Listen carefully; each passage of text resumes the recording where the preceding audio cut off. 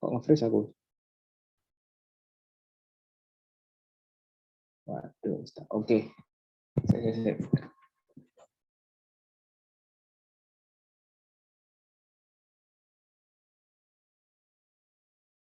Tadi sampai Al-Ghazali ya. Berarti menurut sampean kan Al-Ghazali dia bukan, yang dilakukan Al-Ghazali bukan proyek apa degradasi atau proyek pembunuhan filsafat ya. Dan aku agak setuju, pendapat itu mungkin bisa didukung sama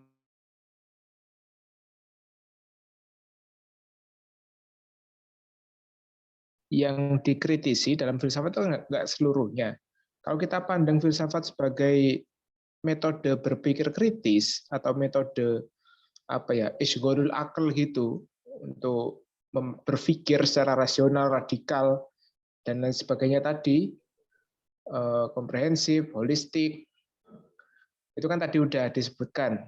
Ya emang umat manusia atau umat Islam sejak zaman dahulu ya masih sudah mengamalkan itu, sudah ada, tapi bentuknya bukan dalam bentuk sebagaimana yang disampaikan oleh filsafat barat dalam bentuk epistemologi, aksiologi sama ontologi.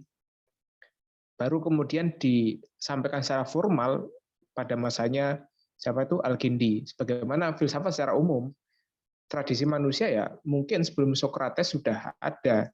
Tapi kan kita kenalnya Bapak filsafat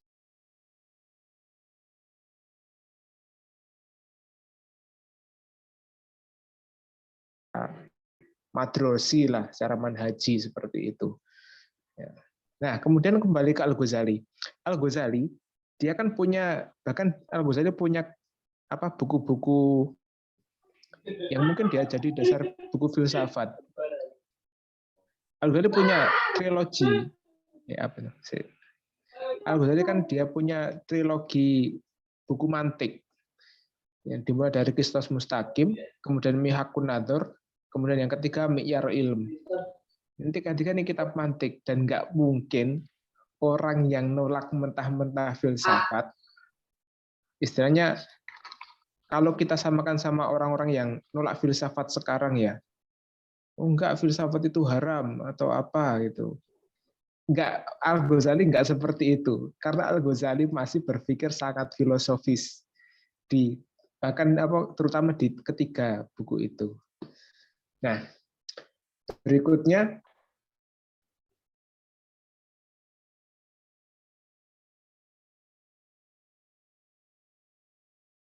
apa tuh? Oh, enak melbu jurusan opo kek, ekonomi kek, atau jurusan apa gitu.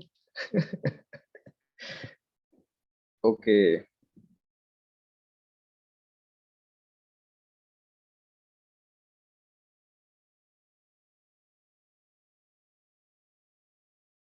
Sampean sendiri gimana, Pak? Aku ya, jujur aja, motivasi utamaku pertama masuk filsafat itu, aku pengen nyari sesuatu yang non profit memang. Jadi memang ya waktu itu masih idealis gitulah. Apa sih kuliah ini, kok orang kuliah untuk nyari ini kan, nyari nyari kerja gitu. Kuliah ijazah sebagai dasar untuk nyari kerja, nanti nyari uang. Enggak dong.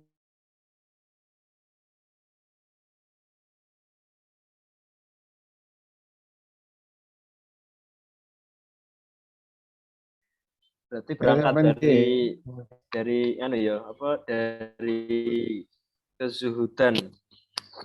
kezuhudan, Memang masa Allah. memang Bukan sampean ini semi wali ya. wala-wali Jadi apa zaman. jenis tarkut tarkut dunia.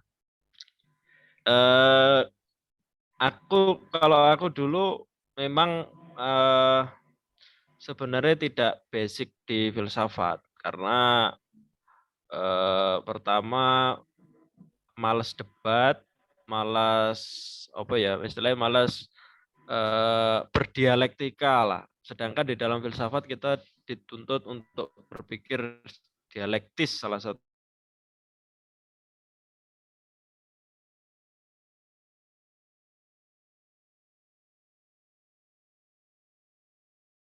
Itu kita tidak hanya belajar filsafat, tetapi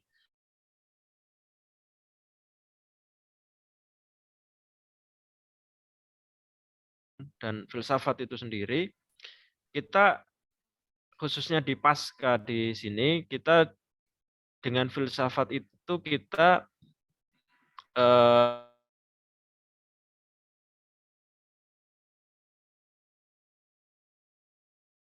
sebuah proyek yang kita sebut di sini sebagai Islamisasi.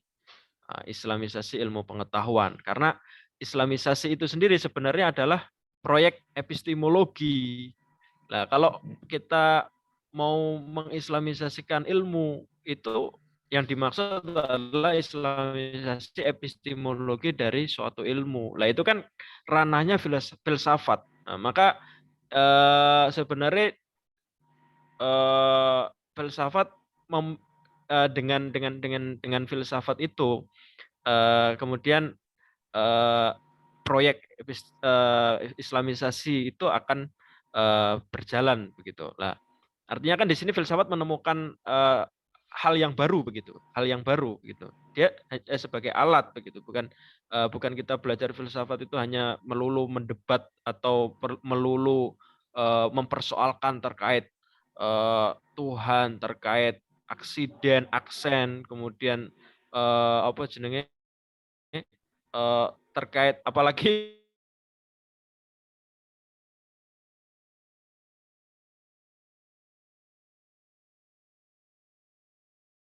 debatkan begitu. Makanya di sini menurut saya dengan model seperti itu cocok lah gitu. Dan saya kira AFI ya, jurusan akidah filsafat itu jurusan yang fit dunia hasanah fil akhirah hasanah. Nah, gimana kok bisa gitu kan? Karena ya kita hidup di zaman ya hidup di dunia ini kan perlu merenung, perlu berpikir secara mendalam tentang hakikat hidup, tentang apa itu ibadah dan sebagainya. Kalau kita hidup cuma sekedar hidup, ibadah sekedar ibadah, tidak memahami, tidak merenungi, tidak berpikir secara mendalam hakikat daripada itu menurut saya ya kurang begitu kan. Nah, makanya sebenarnya orang-orang filsafat itu apa ya?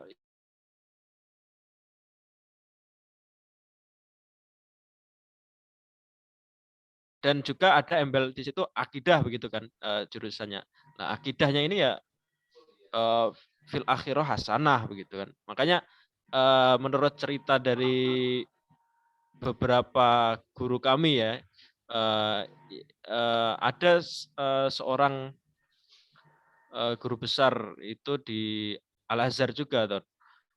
Dia mengatakan begini, kalau saya itu meninggal, kemudian dihidupkan kembali, maka saya akan memilih jurusan akidah filsafat, katanya seperti itu. Nah, gitulah menurutku.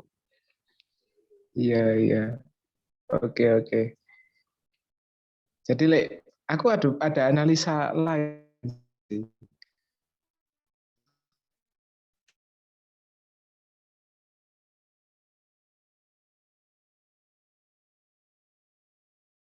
Apa sih aku milih jurusan filsafat ini? Tidak kok ujuk-ujuk filsafat.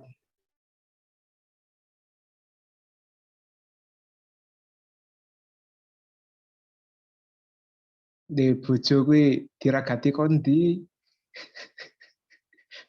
Arep maju nok mertua ya, calon mertua ya ora menjanjikan. Jurusan apa le? Filsafat. Kerja apa? Merenung. Ya kan ya.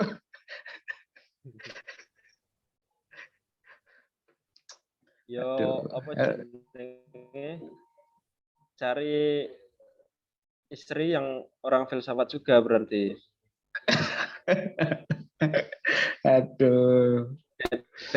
Ben sama-sama merenung. Padha sapa padha merenung ra ngobrol-ngobrol lho. Ra dadi anake.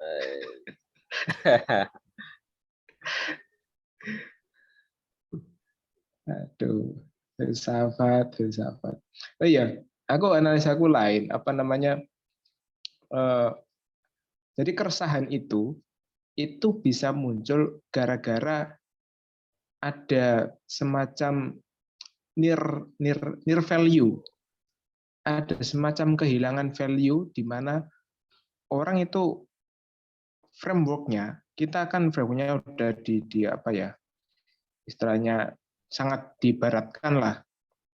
Makanya aku kan lagi ngaji Hasan Hanafi.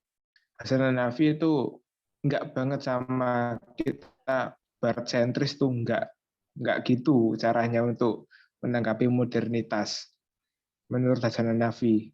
Nah, ya kenapa kita sampai bisa resah karena memilih filsafat? Ya karena kita udah sangat barat sentris, di mana barat sentris framework yang dipakai kan ya wis pragmatis banget, positivistik. Kalau kuliah ya nanti kerja, kalau udah nggak kerja ya ngapain kamu kuliah, ngabisin uang dan segala macam kayak gitu. Jadi tidak ada apa ya, kita mengabdikan diri untuk ilmu, khidmah untuk ilmu itu tidak ada semacam value seperti itu. Mungkin bahkan khidmah untuk umat itu dianggap sebuah kebodohan dalam framework barat itu. Itu analisaku sih.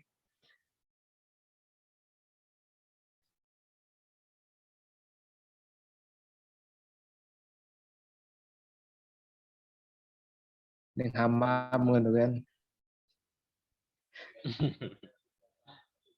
Ya. Hasilnya Memang jadian ya monggo, monggo.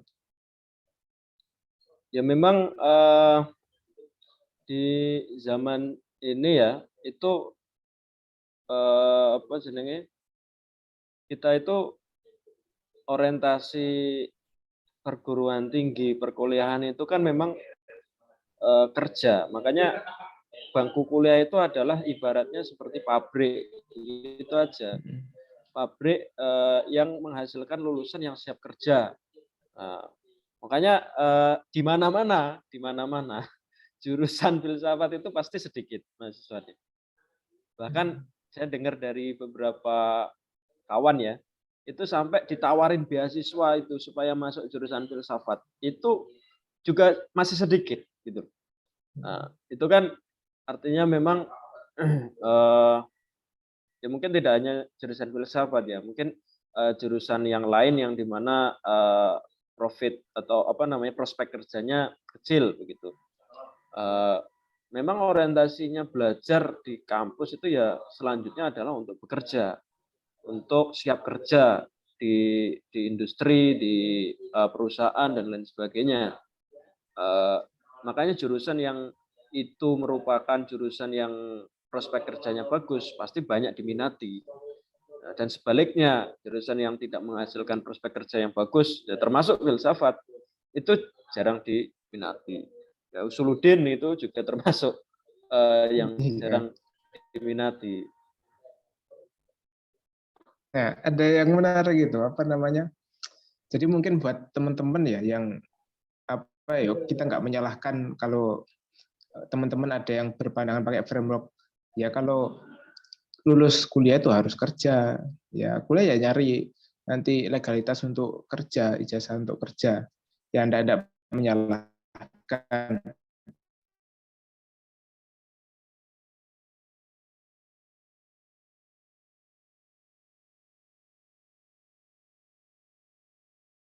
Kita ya untuk cari ilmu atau untuk cari melatih, mengasah otak biar tajam dalam menganalisa, ya ada juga. Nah ini di Amerika itu ada satu kampus, Zaytuna, yang didirikan sama Syekh Hamzah Yusuf. Nah, orang-orang yang di Zaituna itu menariknya, banyak orang di sana itu orang yang sudah mapan. Dan ini wis mapan gini, wis kerja, wis ndek penggawean ono. Tapi kemudian dia ambil cuti sekian tahun atau ambil izin atau memutuskan hubungan kerjanya untuk kemudian ngambil studi di sana. Di sana kan ininya kan apa itu, filsafat lah, semi-semi filsafat kayak gitu. Jadi ada beberapa orang memang yang di dunia ini nggak orientasinya untuk mengumpulkan dunia, tapi untuk mengumpulkan knowledge tadi. Nah, terkait dunia kampus sih, dunia kampus sama orientasi kampus. Kalau di Unida sendiri, di Unida, kamu kan sebagai dosen Unida ya, di Unida sendiri, apakah di Unida ikut mainstream tadi, atau dia punya maukif sendiri, atau punya tujuan goal yang apa ya, long term goal sendiri gitu.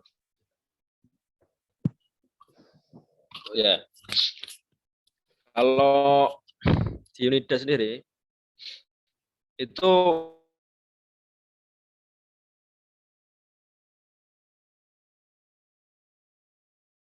undang. Makanya di semester 1, 2 itu ada materi worldview Islam di situ. Nah, dalam materi worldview itu apa yang sebenarnya dijelaskan adalah termasuk mendudukkan konsep ilmu di dalam Islam itu secara benar. Sebenarnya ilmu itu apa sih begitu? Nah, dan juga kita dijelaskan di situ kalau memang orientasi kita belajar itu bukan materi, ya itu worldview yang salah. Ya, orientasi universitas sebagai pabriknya orang yang belajar, pabrik kemudian dia menghasilkan lulusan yang siap kerja, itu mindset yang salah. Tetapi itu juga kemudian apa ya istilahnya, kita tetap begitu, tetapi tidak hanya begitu, gitu. Begitu. Jadi memang kita mencetak mahasiswa itu yang skillful begitulah. Dia apa namanya, memiliki life skill yang baik, yang dimana siap di dunia kerja. Tetapi tidak hanya seperti itu, gitu. Tetap orientasi belajar itu ya tetap menghasilkan manusia yang beradab, manusia yang berakhlak. Karena itu memang tujuan daripada ilmu. Ya kan? Ilmu itu kan sebenarnya hanya wasilah gitu loh. Wasilah supaya amal kita lebih baik gitu kan. Makanya dalam Al-Qur'an itu kan liyabluwakum ayyukum ahsanu amala, bukan ahsanu ilma gitu kan.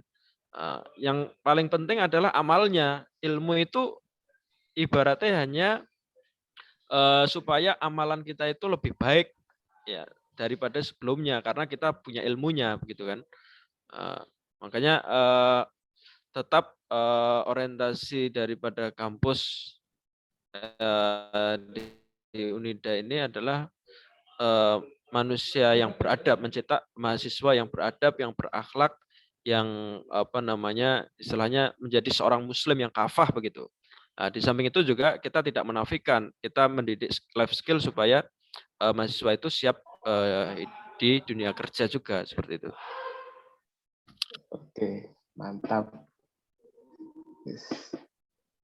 Saya kira udah cukup dulu ya, Bel. Soalnya kalau dibiarkan, aku wis ngelantur. Belum cukup ini.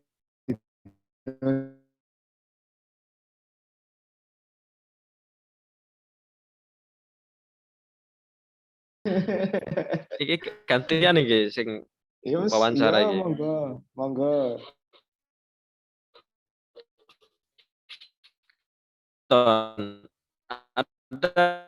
Ada keresahan begitu. Keresahannya apa? Kita itu memang dalam tradisi ritual Islam jelas tidak ada tradisi fikih, ada tasawuf, dan juga ada tradisi filsafat.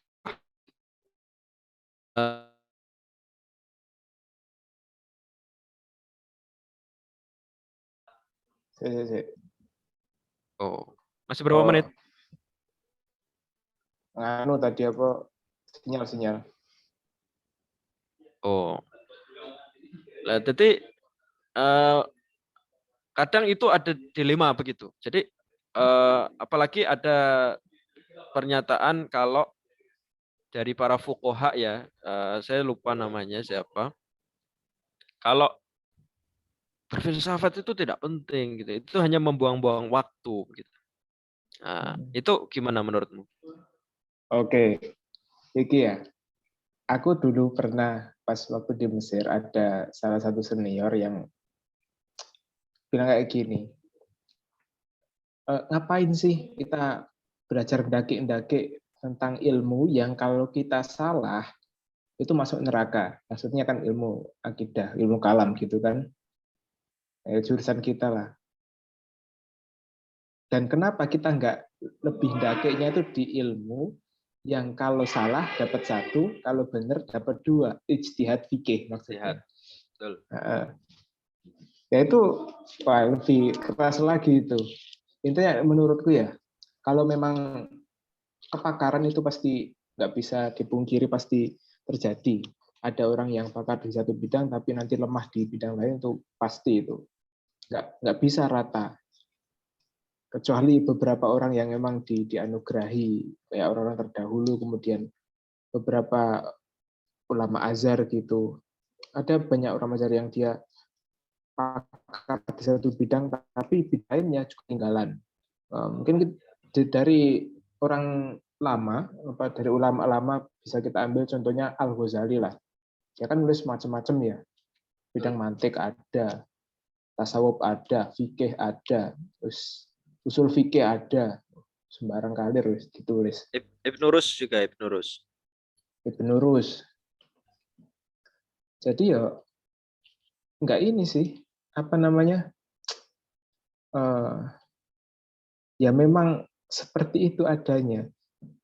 Misalnya kayak gini aja dah. Kalau semua orang, kita kan nggak terima juga kan kalau dibilang, oh ngapain sih belajar ilmu agama atau nanti sebulannya ya jadi dai, jadi apa kiai tok, mending belajar apa kayak teknik, belajar IT atau belajar apa yang lebih yang kayak tadi balik ke paradigma tadi yang lebih profit gitu. Ya kan nggak terima kita. Sama kalau kita bilang ke salah satu bidang ilmu kayak gitu, ngapain sih belajar tekun dalam-dalam tentang ini, nanti yo jadi apa sih, toh nanti bidang lainnya keteteran. Nah, buat ngatasinnya, jadi ada beberapa bab, kalau misalnya kayak di ilmu-ilmu keislaman ya, ilmu keislaman itu kan nanti ada, ya kalau pakai peta umum kan nanti ada ilmu ghoyat, ilmu wasilat. Ilmu ghoyatnya ada fikih, tasawuf, sama akidah. Ilmu wasilatnya ada macam-macam lah, mantik, fikih, mantik, sorof, nahwu, dan sebagainya macam. Nah, yang Ilmu perlu goyah kita tadi apa? ilmu ghoyat, bisa lihat di tulisanku yang barusan di IB Oh, yang Times baru. itu. Okay. Iya. Ya, di ilmu ghoyat, ya intinya selain yang kita tekuni, selain yang di bidang kita, itu tetap kita pelajari, tapi bikodrima. Kalau bahasa ininya tuh apa ya? Bahasa hadis yang makan itu harusnya makan bikodrima yukimna sulbah. Jadi apa yang cukup untuk menegakkan punggung kita gitu. Kalau makan kan gitu. Jadi ya kalau fikih berarti apa yang cukup untuk kita ibadah. Ya, rukun ibadah, terus wajib ibadah. Kita membedakan sunnah dan fardunya dalam sholat. Kemudian agak detail dalam bacaan sholat. Nggak perlu sampai duwakik-dakik kayak gitu sampai baca hasyiah atau apa bagi orang yang tidak di bidangnya. Menurutku sih kayak gitu. Jadi ya tetap kita pelajari, cuman tidak terlalu mendalam sebagaimana bidang yang kita tekuni. Kenapa perlu? Iya, kenapa perlu dipelajari? Aku punya ini apa namanya? Sangat mendukung paradigma ini, integrasi ilmu. Jadi semua disiplin ilmu, baik yang di ilmu-ilmu keislaman ataupun ilmu-ilmu kealaman atau ilmu-ilmu sosial, semuanya itu connected kayak gitu. Jadi nggak ada bidang ilmu yang bisa berdiri sendiri. Bahkan mungkin orang yang bilang kayak gitu biasanya kan dari disiplin fikih ya. Orang yang bilang kayak gitu pun dia terlalu naif bilang kayak gitu. Padahal ilmu yang ia pelajari, ia banggakan sendiri itu nggak bisa berdiri sendiri tanpa bantuan dari ilmu lain. Kayak misalnya dari ilmu apa namanya usul fiqh. Usul fiqh itu kan basisnya ya cara berpikir yang logis, yang adanya di mantik.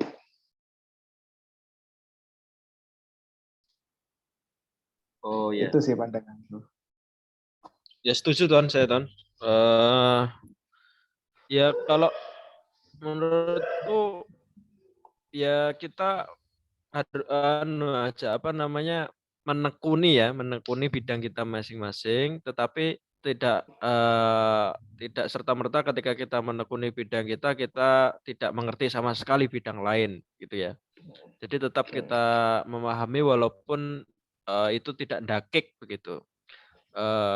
Tapi sebenarnya Ton, sebenarnya ya itu kalau saya baca di buku apa ya itu Peradaban Islam itu yang ditulis Prof. Hamid itu di situ diceritakan memang salah satu faktor kemunduran peradaban Islam ketika zaman runtuhnya Baghdad itu di mana di situ orang yang ahli fikih itu berdebat bahkan masalah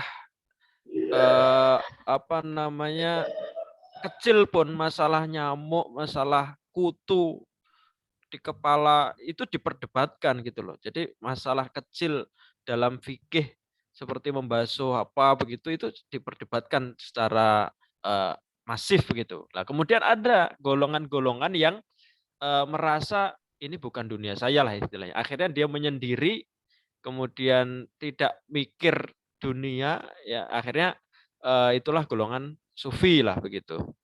Nah, itu. Jadi di satu sisi memang antara fuqaha dan orang-orang sufi lah bisa dikatakan itu memang dari dulu sejarahnya memang sudah ada istilahnya gap-nya gitulah atau perdebatannya gitu loh. Termasuk di Aceh itu kan ada namanya Hamzah Fansuri ya, seorang sufi dan juga Sama Nuruddin Raniri. dengan Nuruddin Araniri begitu. Itu sebenarnya termasuk Sunan apa? Sunan Siti Jenar ya dengan Jenar sama Wali Wali Songo Songo. itu kan. Dan Al-Halaj dengan apa namanya orang-orang fuqaha di zamannya begitu. Nah, itu gimana itu menurut antum itu?